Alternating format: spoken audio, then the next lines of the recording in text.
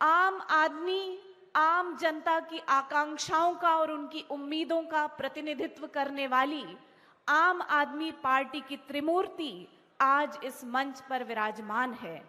देश के अग्रणी मीडिया समूह लोकमत की ओर से लोकमत नागपुर के स्वर्ण जयंती समारोह के अवसर पर आयोजित इस विशेष व्याख्यान श्रृंखला में हम अपने आदरणीय अतिथियों का इस मंच पर सादर पुनः स्वागत करते हैं और उनसे निवेदन करते हैं कि वे अब अपने कर कमलों से दीप प्रज्वलन करें और इस कार्यक्रम का औपचारिक शुभारंभ करें। दीप प्रज्वलन तथा लोकमत के पितृपुरुष स्वाधीनता सेनानी स्वर्गीय जवाहरलाल दर्डा जी की प्रतिमा पर पुष्पार्पण करके आदरणीय अतिथि कार्यक्रम का शुभारंभ कर रहे हैं।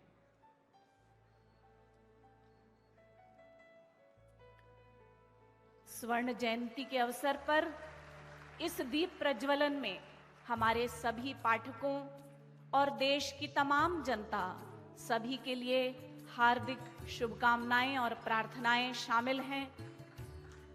जनता और जनप्रतिनिधियों के बीच की दूरी कम होती रहे, लोकतंत्र के चारों स्तंभ कार्यरत रहें और हमारा भारत महाशक्ति के रूप में उभरे, यह कामना इस दीप प्रज्वलन में शामिल है।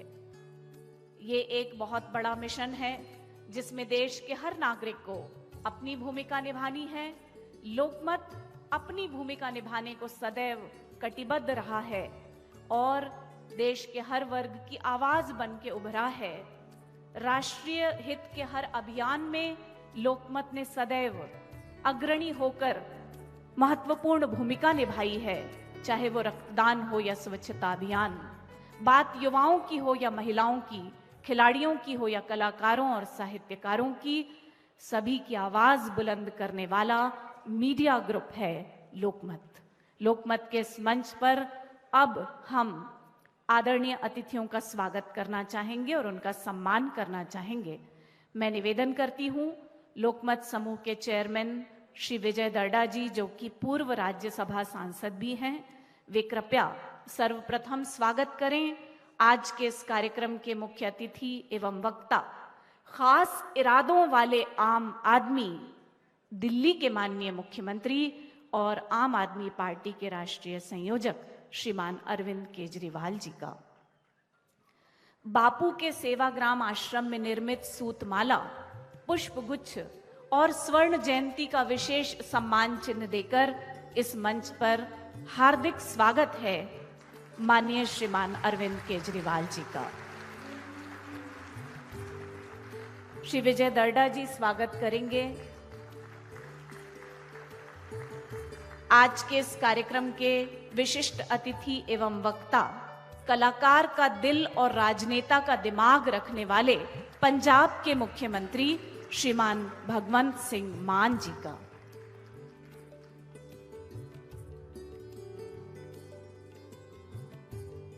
देश के हृदय प्रदेश महाराष्ट्र में, देश के सीमावर्ती प्रांत, वीरों की भूमि पंजाब के मुख्यमंत्री श्रीमान भगवंत सिंह मान जी का हार्दिक स्वागत है। निवेदन है लोकमत समूह के मैनेजिंग डायरेक्टर श्री देवेंद्र दर्डा जी से कि वे कृपया स्वागत करें राज्यसभा सांसद एवं प्रवक्ता आम आदमी पार्टी श्री राघव चड्ढा जी का।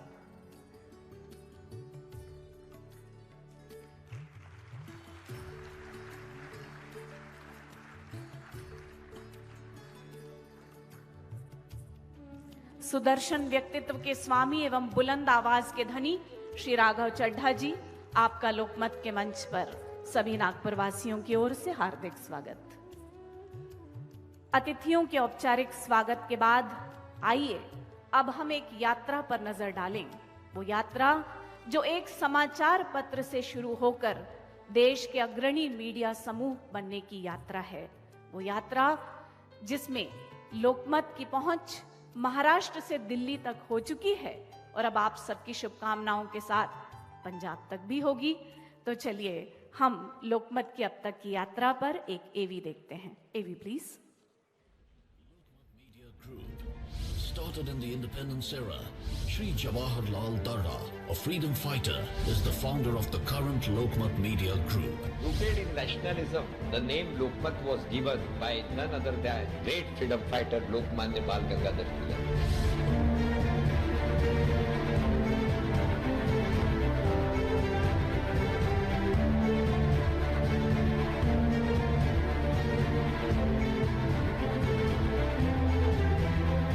Lokmat Media Group have stayed relevant to readers and partners with print,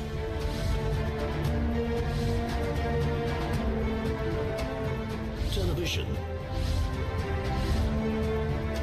digital,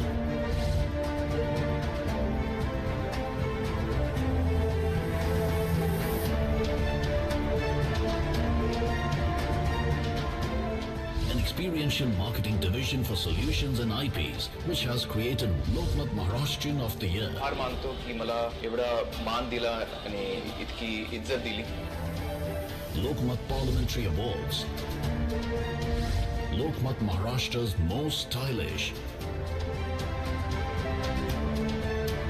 Lokmat Infra Conclave, World Orange Festival, Sarpanch Awards, Surajyotsna National Music Awards.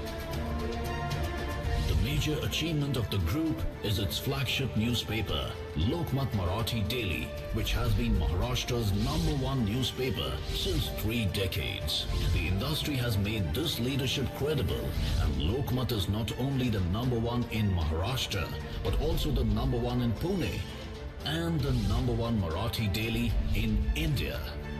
Lokmat has created news and columns that are inspiring and engaging.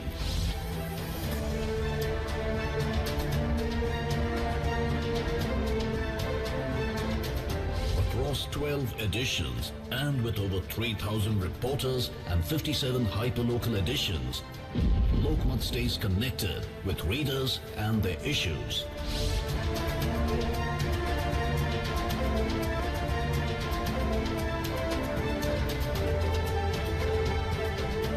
Covers 45 districts across Maharashtra, Goa, Gujarat, MP, Chhattisgarh, Telangana and Karnataka, and reaches over 16 lakh homes daily. From Sarpanch to parliamentarians, from youngsters to women, from Yavatmal to Delhi, Lokmat Media Group has created its own journey. We feel proud that we could gain the confidence of our readers, and we could gain their confidence because we fought for their issues. We tried to fulfill their aspirations. We are always with them. Its impactful print-led movements has helped Lokmat to win over the hearts in Maharashtra.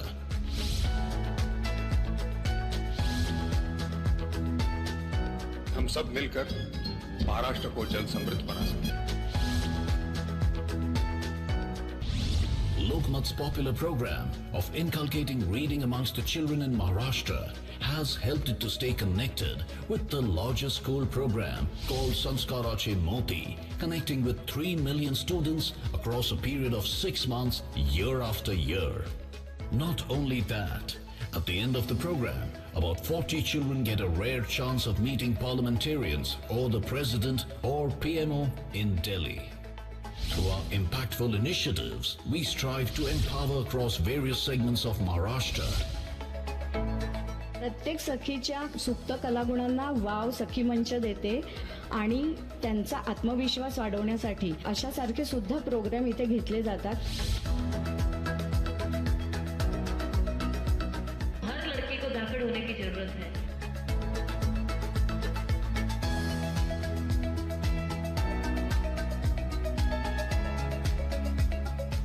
To create world records.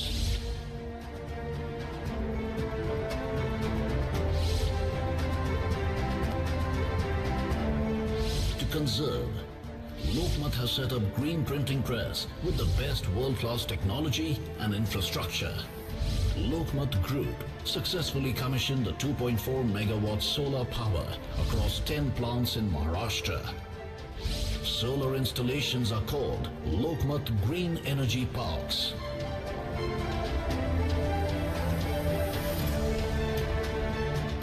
देशामधलं हे पहिलं वृत्तपत्र आहे, याचा आपल्यालाही अभिमान वाटेल. की आपल्या इथलं वृत्तपत्र देशातलं पहिलं वृत्तपत्र आहे की जो ग्रीन आहे. Lokmat has raised a voice towards every natural calamity or act of injustice that has happened in India in any part of the country. As our founder said, think national, act local.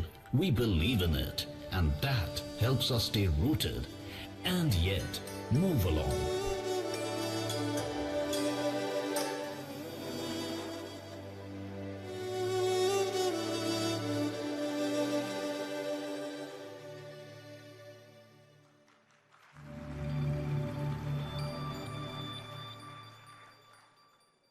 स्वर्ण महोत्सव तक की ये यात्रा कठिन थी, क्योंकि सच लिखना, सच के साथ खड़े रहना और सच को सम्मानित करना आसान नहीं होता.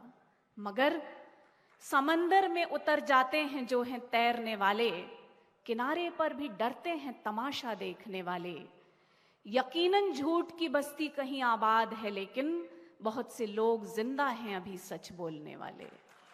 और वही सच बोलने वाले, उनका साथ देना, उनकी आवाज बनना, यही लोकमत समूह के अध्यक्ष एवं पूर्व सांसद राज्यसभा श्रीमान विजय दर्डा जी ने कलम के माध्यम से भी किया है और आवाज के माध्यम से भी किया है. मैं अब उन्हें आमंत्रित करती हूं कि वे कृपया स्वागत भाषण दें.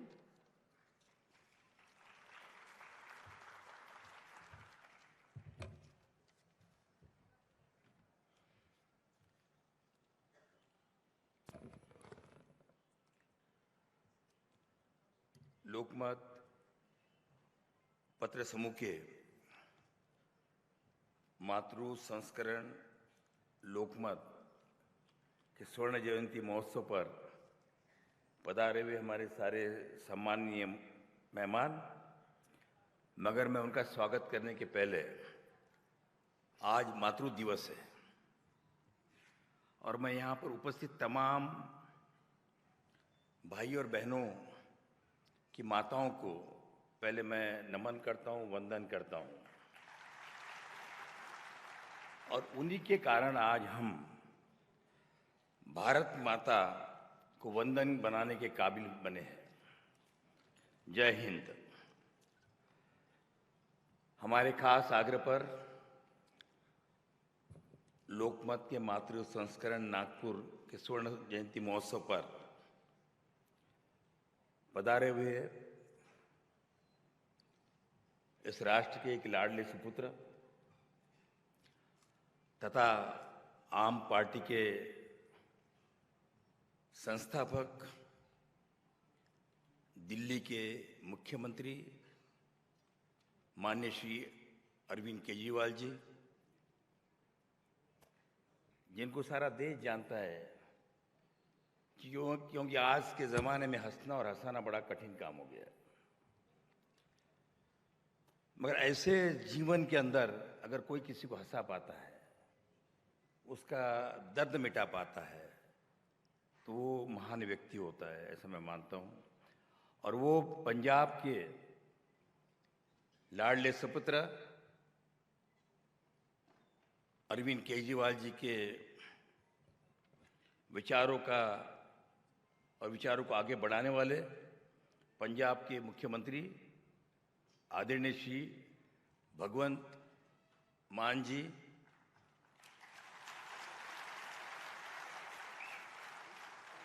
उसी प्रकार यहाँ पर एक युवा शख्स उपस्थित है. शायद कभी कभी उनको देख के लोग कंफ्यूज हो जाते कि कहीं वो बॉलीवुड के हैं.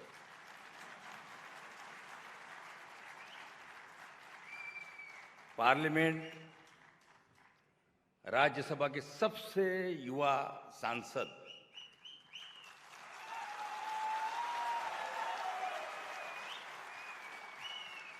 और आम पार्टी के राष्ट्रीय प्रवक्ता माननीय श्री राघव चड्ढा जी, जिन्होंने हमारा निमंत्रण स्वीकार कर आज यहाँ पर पधारे हैं. मैं मेरे सहयोगी और लोकमत ग्रुप के प्रबंध संचालक चिरंजीव देवेंद्र, लोकमत के एग्जीक्यूटिव एडिटर श्री श्रीमंत माने जी, लोकमत समाचार के संपादक श्री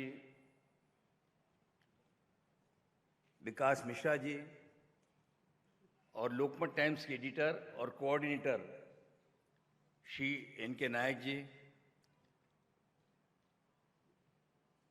केजरीवाल जी के साथ में आए हुए सभी साथी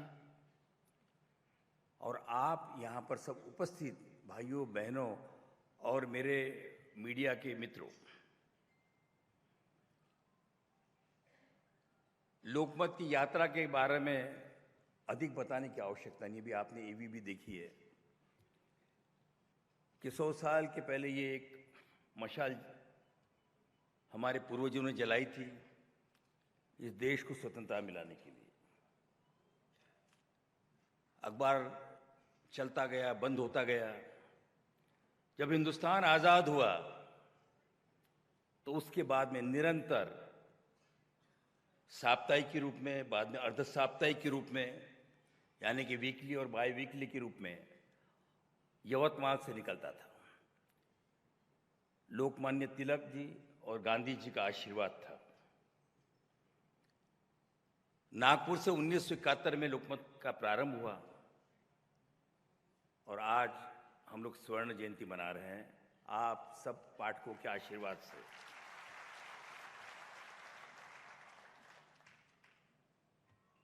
अखबार तो सभी निकालते हैं, सभी चलाते हैं। हर व्यक्ति का एक मकसद होता है। जिस प्रकार से इस देश के अंदर कई पॉलिटिकल पार्टियां हैं, मगर अरविंद जी का अपना एक मकसद है।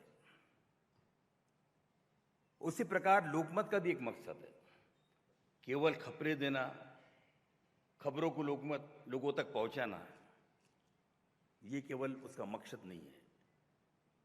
तो इस अखबार के माध्यम से लोगों के जीवन को अधिक समृद्ध बनाना, विकासशील बनाना और जहां जहां पर भी भ्रष्टाचार है, जहां जहां पर भी कमियां हैं, उसके ऊपर उंगली रखना, युगों में स्वाभिमान जगाना, किसानों के हक के लिए लड़ना और साथ ही साथ में महिलाओं के लिए एक व्यासपीठ बनाना, पर्यावरण की रक्षा करना, ये सारे काम जो हैं, अंधश्रद्धाओं के खिलाफ में लड़ना, ये लोकमत ने किया है। आज भी करता है, करते आया है, करता रहेगा। ये करने में लोकमत ने कभी किसी बात की चिंता नहीं की। नफा नुकसान का उसने कभी गणित नहीं किया। यहां तक हुआ मान साहब कि जब मेरे पिताजी उद्योग मंत्री थे, जब मेरे पिताजी स्वास्थ्य मंत्री थे, तो हमारे ही रिपोर्टर उनके खिलाफ के अंदर कंटिन्यूस सीरीज चला रहे थे और उसका असर ये हो रहा था कि रोज हाउस बंद होता था, उनके खिलाफ में वहां पर अंदर आंदोलन होता था। हमारे जो रिपोर्टर थे वो थोड़े से घबराई भी थी, हमारी वो राई भिड़े नाम की जो रिपोर्टर थी वहां की। अन्य रिपोर्टर्स उनको लेके गए अपने साथ में, बोले बाबूजी ये बहुत घबराई हुई है। तो बोले राई क्या होगा, तुम क्यों घबराई हो? नहीं बाबूजी मेरे वजह से आपको बहुत तकलीफ हो रही है। उन्होंने कहा देखिए राई तुम अपना काम करती रहिए, मुझे अपना काम करने दीजिए। लोकमत को हमेशा उन्होंने किसी भी पक्ष से, वो खुद कांग्रेसी थे, मैं पहले बार राज्यसभा में इंडिपेंडेंट गया, 2 बार मुझे कांग्रेस ने उनका सांसद बनाया, 18 साल में पार्लियामेंट में रहा, मगर अखबार के ऊपर उसका कभी असर नहीं हुआ। हमारे पास में केवल एक कॉलम है, उसको हम एडिटोरियल कॉलम कहते हैं, और एडिटोरियल कॉलम के माध्यम से हमने अपने विचार वहां पर व्यक्त किए। लोकतंत्र मजबूत होना चाहिए, सेक्युलरिज्म की रक्षा होनी चाहिए और नौजवानों की, किसानों की, महिलाओं की आवाज लगातार बुलंद होती रहनी चाहिए। ये हम लोगों ने हमेशा विचार किया। आज तीसरी पीढ़ी भी ये काम करी, उसी विचारों पे वो भी काम कर रही है। अखबारों को कभी हम लोगों ने हमारे इस मंच पर हमने आज तक अनेक लोगों को इसी स्वर्ण जयंती महोत्सव के अंदर हम लोगों ने, जब हमारा 15 दिसंबर को हम लोग 50 साल के अंदर प्रवेश कर रहे थे, तो अनुराग ठाकुर जी जो कि आईएनबी मिनिस्टर है, उन्होंने डिजिटली इसका उद्घाटन किया था।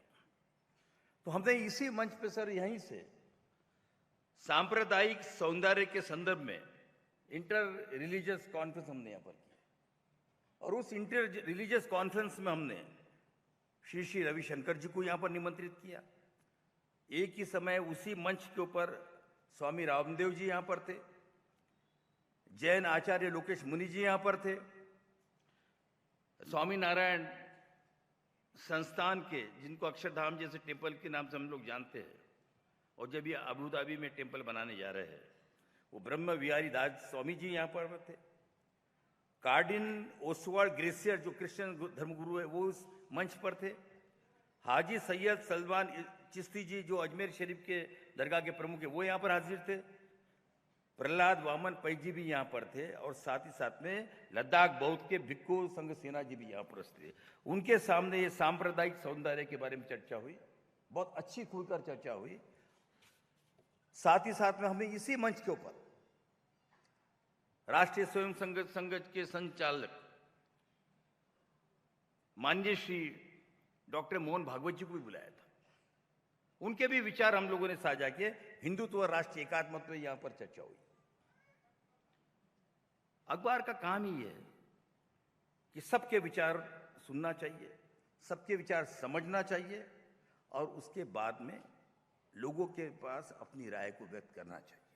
वो काम लगातार हम करते रहे। इसी साथ में कोरोना के अंदर हमारे यहाँ पर के सारे लोग रास्ते पे काम कर रहे थे।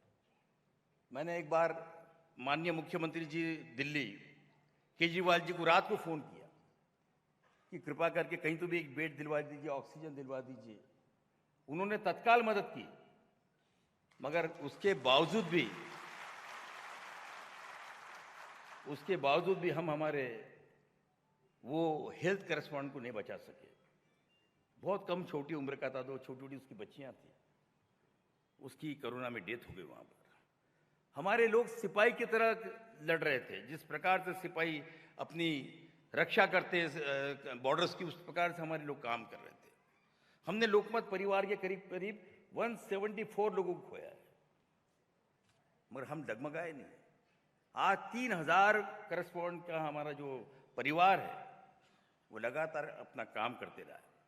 और उसी ने, जब खून की कमी थी मुख्यमंत्री जी, उस समय में जब महाराष्ट्र सरकार ने हमसे कहा कि 1 और 2 दिन का खून है, उस समय पे हम लोगों ने एक 61,000 बोटल्स 1095 सेंटर पर जैसे जैसे उनकी रिक्वायरमेंट थी, उस प्रकार से हम लोगों ने खून इकट्ठा किया। एक किसी को कतरा मांग लीजिए, देगा नहीं। हम लोगों ने 61,000 देके इस देश का पूरा विश्व रिकॉर्ड क्रिएट किया हम लोगों ने। अनेक हमारी अलग अलग योजनाएं यहाँ पर हमने भगिनियों के लिए, युवकों के लिए गान प्रतियोगिता की, पेंटिंग कॉम्पिटिशन्स की, और साथ ही साथ में ईश्वर का एक अपना वैभव है। आज न कल, कल न परसों, कभी न कभी तो हमें यहाँ पर राजधानी का दर्जा मिलेगा, विदर्भ बनेगा, बन के रहेगा।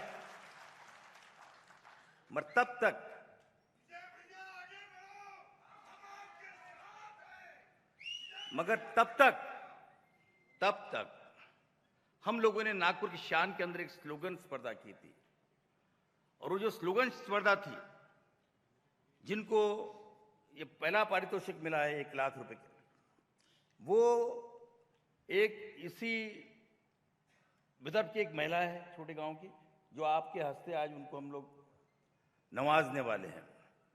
स्लोगन था हमारा, और स्लोगन के अंदर वो सामने आया, देश की शान नागपुर मेरी जान।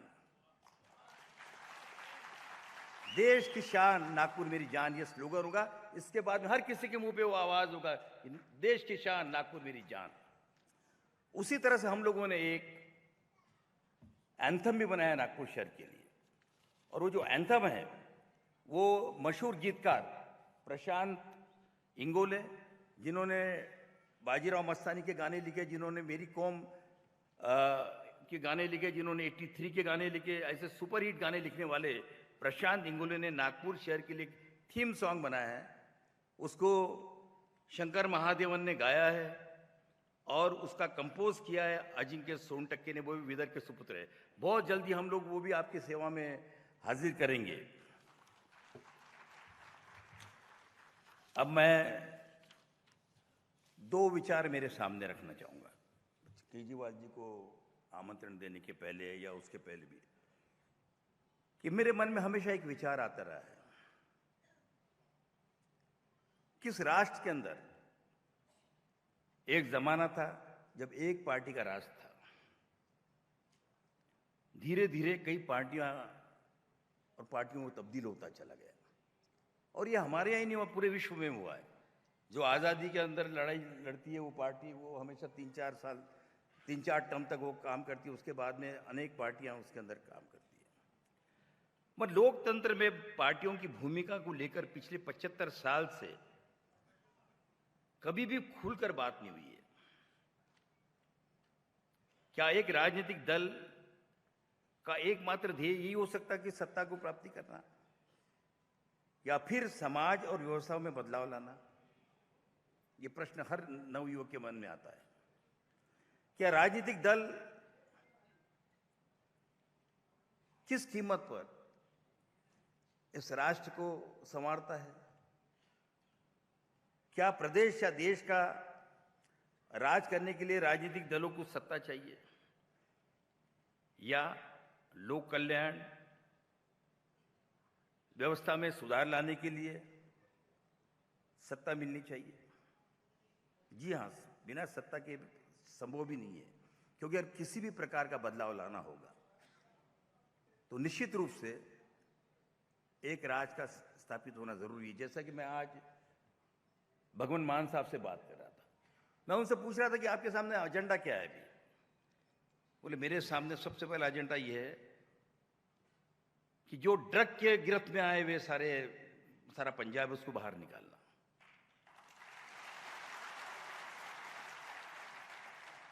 और उसको भी बहुत सिस्टमेटिक ढंग से बाहर निकालना पड़ेगा। उसी प्रकार से मेरे सामने दूसरी प्रायोरिटी एग्रीकल्चर की भी। तीसरा मेरे उनके सामने प्रायोरिटी है कि भ्रष्टाचार मुक्त पंजाब में कैसे बनाऊं।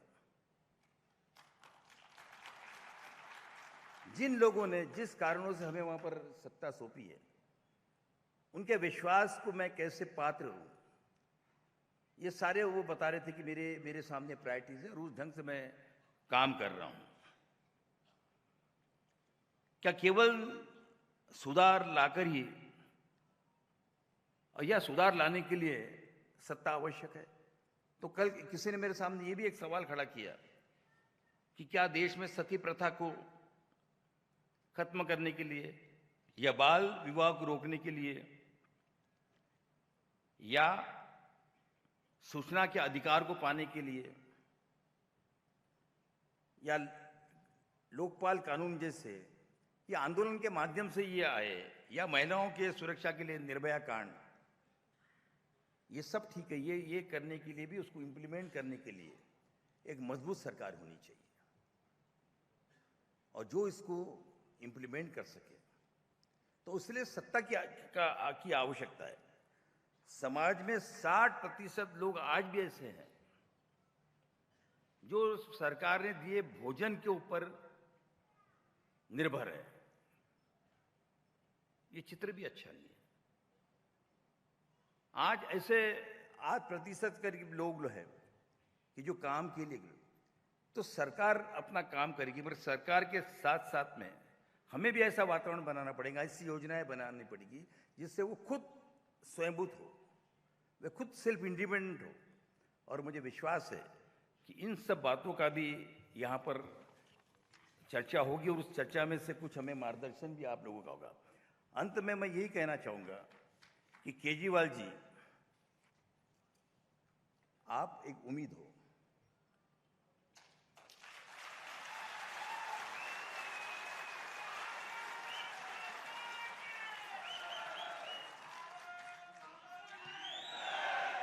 लोकतंत्र में एक उम्मीद बहुत महत्वपूर्ण है। और इसलिए मैं ये कहना चाहूंगा कि केजरीवाल जी, ये जो फिजा तुमने चलाई है, उसकी खुशबू यहां तक आई है।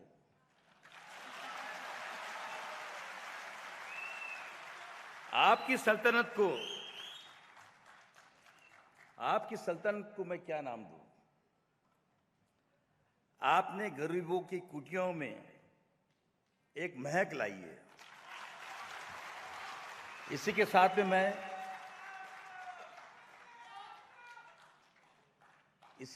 मैं आप सबको फिर से एक बहुत बहुत धन्यवाद देता हूं कि आप हमारे निमंत्रण पर पधारे और एक नहीं दो आए।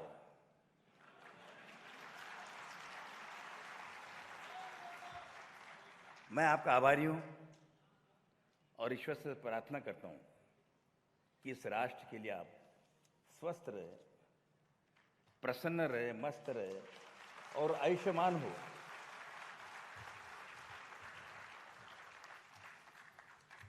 बहुत बहुत धन्यवाद विजय दर्डा जी। और इससे पहले कि हम अतिथियों के विचारों से लाभान्वित हों, स्वर्ण जयंती के उपलक्ष्य में जो विदर्भ स्तरीय प्रतियोगिताएं हमने आयोजित की थी, उनके विजेताओं को अब अतिथियों के करकमलों से पुरस्कृत किया जाएगा। विजेताओं से निवेदन है कि जिस ओर मैं हूं, आप उस ओर से मंच पर चढ़ें और अपना पुरस्कार लेने के बाद दूसरी ओर से निकलें। तो सबसे पहले जिनका जिक्र अभी दर्डा जी ने भाषण में किया, देश की शान नागपुर मेरी जान, यह नारा देने वाली श्रीमती उज्ज्वला राउत चंद्रपुर से, जिन्हें 50,000 की इनामी राशि लोकमत की ओर से आज हमारे अतिथियों के करकमलों से प्रदान की जाएगी। बहुत सारी तालियां इनके लिए होनी चाहिए। श्रीमती उज्ज्वला राउत, इनका नारा देश की शान नागपुर मेरी जान, ये विजेता रहा है इस विदर्भ स्तरीय प्रतियोगिता में, जिसमें हजारों नारे हमें प्राप्त हुए थे। पाठकों ने बहुत अच्छा रिस्पांस दिया इस प्रतियोगिता को, हजारों की संख्या में सभी ने हिस्सा लिया था। आपको बहुत बहुत बधाई।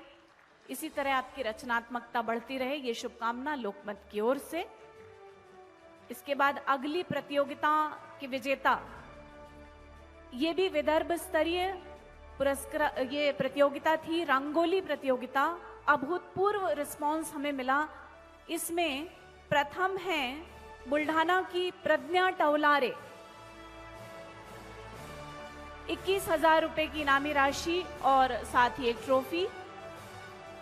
द्वितीय है वर्धा की योगिता केणे, 15,000 रुपए की इनामी राशि और ट्रॉफी। और तृतीय है अमरावती की सुनीता घोगरे, 11,000 रुपए की इनामी राशि और ट्रॉफी।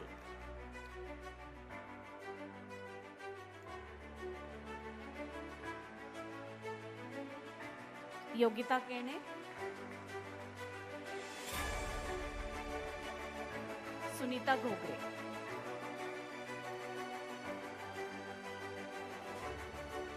इसके बाद हमने एक निबंध प्रतियोगिता का आयोजन किया गया था विदर्भ स्तरीय, जिसमें कि अलग अलग आयु वर्ग के लिए ये प्रतियोगिता थी। 5 से 7 आयु वर्ग, 8 से 10 आयु वर्ग और 11 से 12 आयु वर्ग, तीनों ही आयु वर्ग के विजेता। प्रथम 5 से 7 आयु वर्ग की विजेता भक्ति कावरे, जो कि अकोला से हैं, 15,000 रुपए की राशि और ट्रॉफी इन्हें आदरणीय अतिथियों के द्वारा प्रदान की जाएगी। निबंध प्रतियोगिता 5 से 7 आयु वर्ग। निबंध प्रतियोगिता 8 से 10 आयु वर्ग के विजेता काटोल से आंचल निम्बुलकर, इन्हें भी 15,000 रुपए की इनामी राशि और ट्रॉफी हम प्रदान कर रहे हैं। और 11 से 12 आयु वर्ग के विजेता ऋतुजा कड़ू। देखिए, आज विश्व मातृ दिवस है और महिला प्रतिभाएं यहाँ सम्मानित हो रही हैं। पहले स्लोगन कंपटीशन, फिर रंगोली और उसके बाद अब हमारी बच्चियां कितनी आगे हैं। निबंध प्रतियोगिता में तीनों आयु वर्गों में बच्चियों ने स्थान प्राप्त किए हैं। एक बार पुनः बहुत सी तालियां इनके लिए होनी चाहिए। और अगली प्रतियोगिता के विजेताओं का नाम बताने से पहले हमारे आदरणीय स्पॉन्सर IIT पॉइंट के निदेशक श्री अमित जिचकर जी को मैं आमंत्रित कर रही हूँ। वे भी मंच पर पधारें। श्री अमित जिचकर जी, आपके करकमलों से भी अगली प्रतियोगिता के विजेता पुरस्कृत होंगे। अगली प्रतियोगिता थी ड्राइंग कंपटीशन, जिसमें क्लासेस की कैटेगरी थी 1st to 4th standard, 5th to 7th, 8th to 10th और 11th to 12th। इसमें पहली विजेता हैं नागपुर की प्रांजलि मथाने, जो कि 1st to 4th आयु वर्ग की विजेता हैं। 5,000 रुपए की इनामी राशि और trophy. Pranjali Mathane. 1st to 4th standard, first 5,000। उसके बाद अगला जो आयु वर्ग था, अगला जो कैटेगरी थी, standard 5th to standard 7th, इसकी विजेता है श्रावणी वीरगारे। ये भी नागपुर से हैं। इन्हें भी 5,000 रुपए की इनामी राशि और ट्रॉफी हमारे आदरणीय अतिथि प्रदान करेंगे। तृतीय, इसके बाद अगली कैटेगरी थी 8th to 10th, ज्ञानाई Revatkar Nagpur से ही, ये इस वर्ग में प्रथम आई। इन्हें 9,000 रुपए की इनामी राशि और trophy. And last but not the least, 11 to 12th standard के लिए अब्दुल करीम प्रथम आए इस आयु वर्ग में, 11 to 12th स्टैंडर्ड में, उन्हें ये ट्रॉफी। सभी विजेताओं के लिए एक बार पुनः बहुत सारी तालियां बजाएंगे। श्री जिचकर का हार्दिक धन्यवाद। मैं उनसे निवेदन करती हूं कि वे अब मंच के सामने स्थान ग्रहण करें। श्री अमित जिचकर जी। आदरणीय अतिथि स्थान ग्रहण करें। श्री अमित जिचकर जी मंच के सामने विराजमान होंगे। सभी पुरस्कार विजेताओं को बहुत सारी बधाई और शुभकामनाएं। इसी प्रकार लोकमत के सभी उपक्रमों में आप ऐसा ही रिस्पांस, ऐसा ही सहयोग देते रहिएगा। आज के हमारे कार्यक्रम के विशिष्ट अतिथि और वक्ता उस प्रदेश के हैं जिस प्रदेश में सदियों से वीरता का रंग है, कला का रंग है, देशभक्ति का रंग है, और इस आम चुनाव के नतीजों के साथ अब बदलाव का भी रंग है। 5 नदियों के पानी से पवित्र होने वाला हमारे देश का सीमावर्ती राज्य, जो हमारे देश की शान है, पंजाब, उस पंजाब के माननीय मुख्यमंत्री अब नए पंजाब के समक्ष चुनौतियां, इस विषय पर अपने विचारों से हमें लाभान्वित करेंगे। श्रीमान भगवंत सिंह मान, मुख्यमंत्री पंजाब।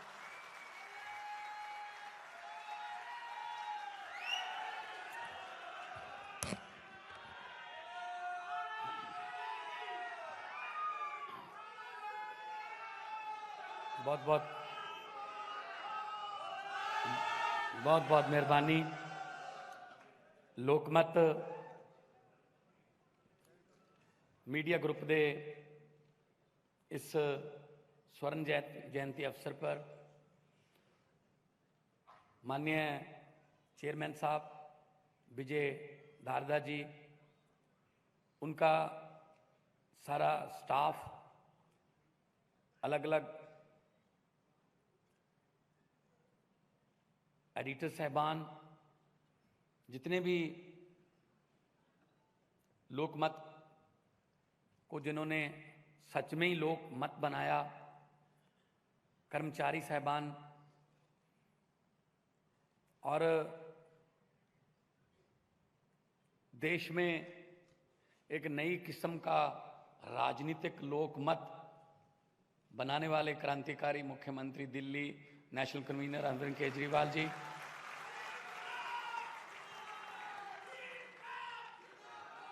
राज्यसभा में पंजाब की नुमाइंदगी करने वाले राघव चड्ढा जी और सभी अतिथिगण, और सबसे ज़्यादा धन्यवाद आपका कि आपका एक एक चला हुआ कदम हमारे सर माथे पर, आप इतनी भारी संख्या में यहाँ पर आए हैं।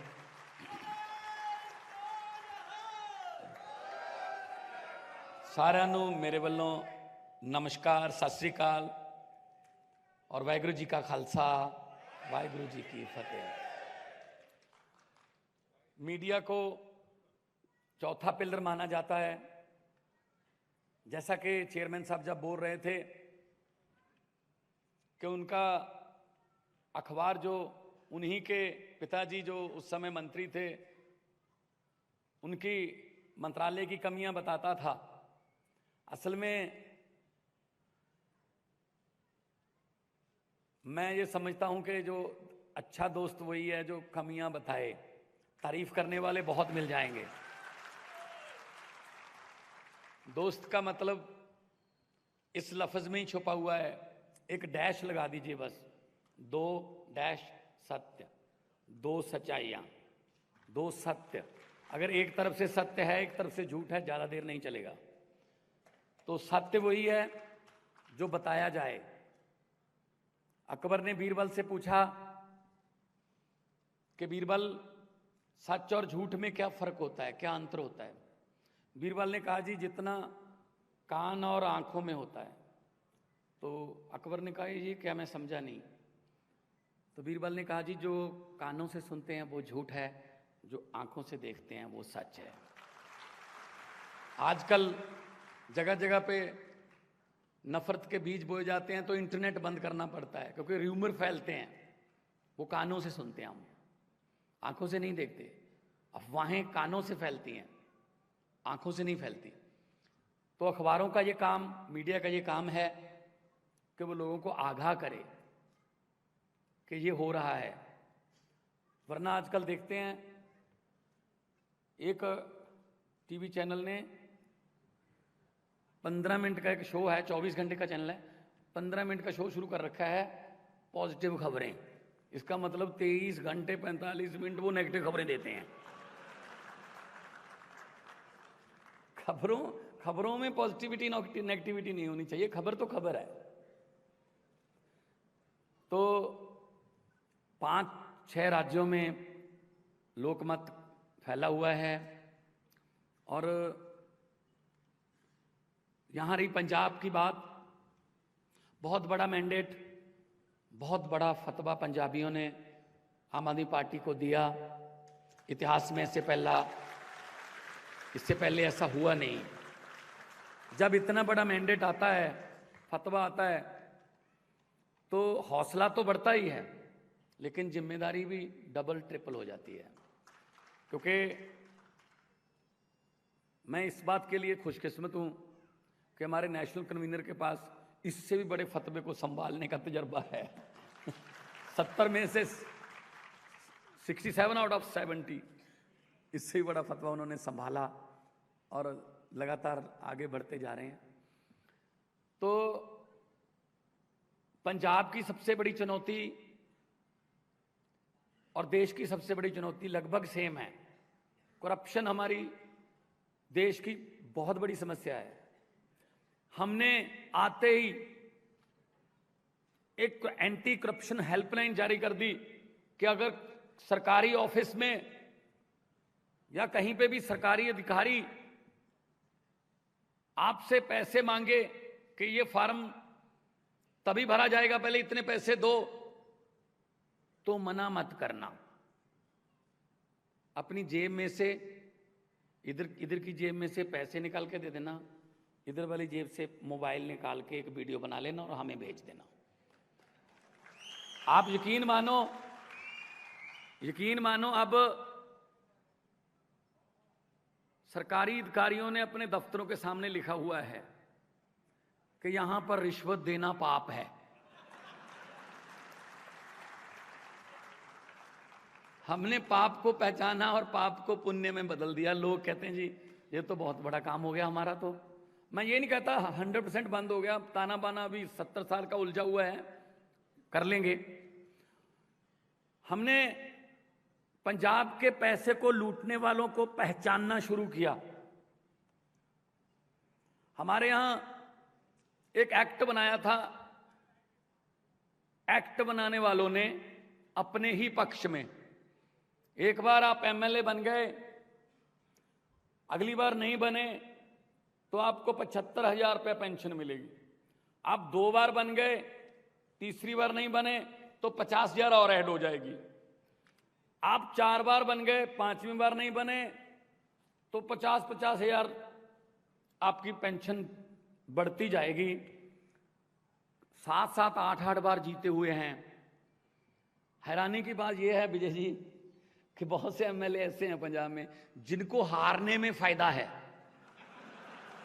क्योंकि जीतते हैं तो सैलरी मिलती है, हारते हैं तो पेंशन मिलती है। सैलरी है 85,000 और हारते हैं तो पेंशन मिलती है 4.5 लाख। तो हमने बोल दिया कि जी सेवा, हाथ जोड़कर वोट मांगते हो कि हमें सेवा का मौका दीजिए, हम सेवा की इतनी पेंशन नहीं दे सकते। एक एमएलए एक पेंशन, चाहे 10 बार बनो चाहे 5 बार बनो। ये बहुत ही लोगों ने वेलकम किया इस फैसले का। खेती, क्योंकि पंजाब एग्रेरियन स्टेट है, धान उगाने की वजह से हमारे पानी का जो लेवल है धरती का बहुत डेंजरस लेवल पर नीचे चला गया है, मतलब मारूथल बनने की कगार पर खड़े हैं। हमको पानी बचाना है। हमारी स्टेट का नाम पानियों पर है, 5 आब 5 पानी, लेकिन हमारा धरती का पानी खत्म हो रहा है, नदियों का पानी पोल्यूटेड हो गया। गुरु नानक साहब ने अपनी बानी में लिखा था, पवन गुरु पानी पिता माता धरत महत। पवन हवा, हवा को गुरु का दर्जा, पानी को पिता का दर्जा, धरती को माता का दर्जा। लेकिन बदकिस्मती से हम इन तीनों दर्जों को कायम नहीं रख पाए। हम मिलकर सारे 3 को पंजाबी जो हैं, पूरी दुनिया में जितने पंजाबी बसते हैं, हम मिलकर इन तीनों दर्जों को कायम करेंगे और पंजाब को दोबारा पंजाब बनाएंगे। ड्रग्स की बहुत बड़ी समस्या है।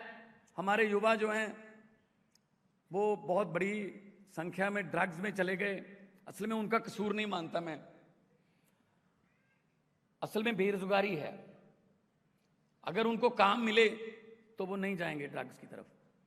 पंजाबी की कहावत है, बेला मन शैतानी दा कर। अगर वो फ्री रहता है तो कुछ ना कुछ उल्टा सीधा करेगा।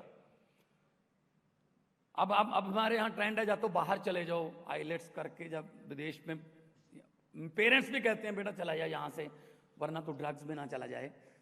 तो हम उस पर बहुत सिस्टेमेटिकली काम कर रहे हैं। और वो पंजाब जो कबड्डी के खिलाड़ियों के लिए जाना जाता था, वो पंजाब जो दारा सिंह मिल्खा सिंह के लिए जाना जाता था, वो पंजाब जो फौज के जर्नैलों के लिए जाना जाता था, उस पंजाब को दोबारा फिर पंजाब बनाएंगे। और नौजवान युवा और नौजवान लड़के लड़कियों के हाथों में टिफिन देंगे, टीके नहीं मिलेंगे उनके हाथ में, टिफिन देंगे ताकि वो काम पे जाएं, शाम को घर पे आएं, यहीं पे अपने परिवार में अपना जीवन बसर करें। आपके दोस्त भी होंगे बहुत से, पंजाब में रिश्तेदारियां भी होंगी, या पूछ लो कोई ऐसा आदमी आपने देखा है जो नौकरी भी करता हो और ड्रग्स भी लेता हो? नहीं, हो ही नहीं सकता, उसके पास टाइम ही नहीं होता। वो कहता जी मैं तो शाम को आता हूँ, थकावट में आके बच्चों के साथ खेल के नहा के सोता है, अगले दिन फिर जाना होता है। अगर हम बेरोजगारी दूर कर पाए तो कई बीमारियां जो हैं उनकी जड़ बेरोजगारी है। इंडस्ट्री को वापस लाना है। इंडस्ट्री जो थी हमारे पंजाब की वो इधर उधर राज्यों में चली गई, क्योंकि सरकारों की कोई इंडस्ट्रियल पॉलिसी नहीं थी। कोई आता था, मैंने ये प्लांट लगाना है जी, मैं 10,000 लड़के लड़कियों को काम दे दूंगा, रोजगार दे दूंगा। वो कहते उनको छोड़ो, हमें क्या दोगे ये बताओ। तो ये वाला काम बंद कर देंगे हम। और इंडस्ट्रियलिस्ट क्या, देखो व्यापारी क्या चाहता है, माहौल चाहता है, मुझे माहौल दे दो, मुझे तंग मत करना, मैं अपना काम करता रहूंगा और नौकरियां रोजगार देता रहूंगा। तो इससे पहले एजेंडे में है ही नहीं था ये रोजगार जो था। हमने अभी 50वां दिन हुआ है, पिछली 5 तारीख को 50 दिन हुए सरकार बने हुए, 26,454 नौकरियों का नोटिफिकेशन निकाला है। सरकारी नौकरियां हैं सभी, और डिग्री के मुताबिक नौकरी मिलेगी, कोई रिश्वतखोरी या किसी की सिफारिश नहीं चलेगी। तो ऐसा चाहते हैं पंजाब, जो पहले नंबर 1 स्टेट होती थी पंजाब, आज पता नहीं लास्ट वाले लास्ट 5 में हमारा जो है नंबर आता है। क्यों आता है? क्योंकि हमें जो पॉलिटिकल विल पावर रखने वाली लीडरशिप नहीं मिली। डिब्बों का कोई कसूर नहीं होता, वो तो उधर ही जाते हैं जिधर इंजन लेके जाता है। अब इंजन ही हमने 90 साल पुराने लगा रखे थे, अब क्या करें। दिल्ली वालों ने पहले इंजन बदला, latest model engine Arvind Kejriwal लगाए गए, दिल्ली की गाड़ी पटड़ी पे आ गई।